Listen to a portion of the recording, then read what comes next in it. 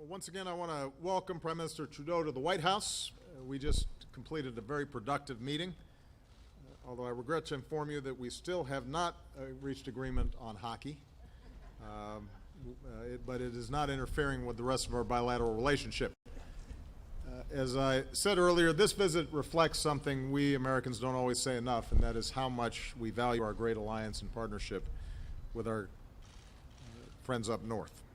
We're woven together so deeply as societies, as economies, that it's sometimes easy to forget how truly remarkable our relationship is. A shared border, more than 5,000 miles, that is the longest between any two nations in the world. Every day we do some $2 billion in trade and investment, and that's the largest bilateral economic relationship in the world. Every day more than 400,000 Americans and Canadians cross the border. Workers, business people, students, tourists, neighbors. And of course, every time we have a presidential election, our friends to the north have to brace for an exodus of Americans who swear they'll move to Canada if the guy from the other party wins. But typically it turns out fine.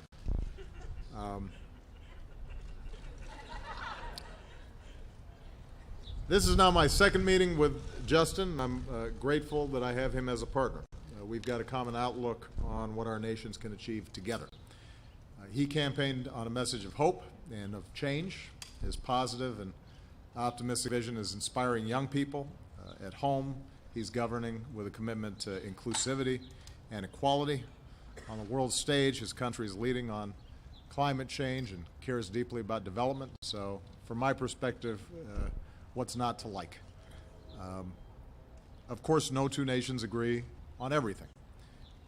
Our countries are no different, but in terms of our interests, our values, how we approach the world, few countries match up the way the United States and Canada do.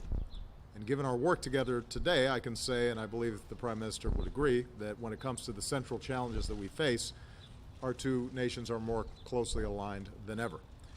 We want to make it easier to trade and invest with one another. America's already the top destination for Canadian exports, and Canada's the top market for U.S. exports, which support about 1.7 million good-paying American jobs.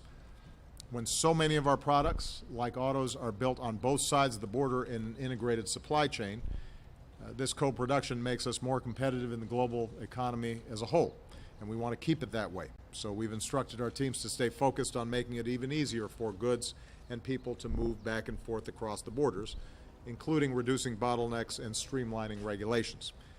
We discussed how to move forward with the Trans-Pacific Partnership, and today we also reaffirmed our determination to move ahead with an agreement to pre-clear travelers through immigration and customs, making it even easier for Canadians and Americans to travel and visit and do business together. As NATO allies, we're united against the threat of terrorism.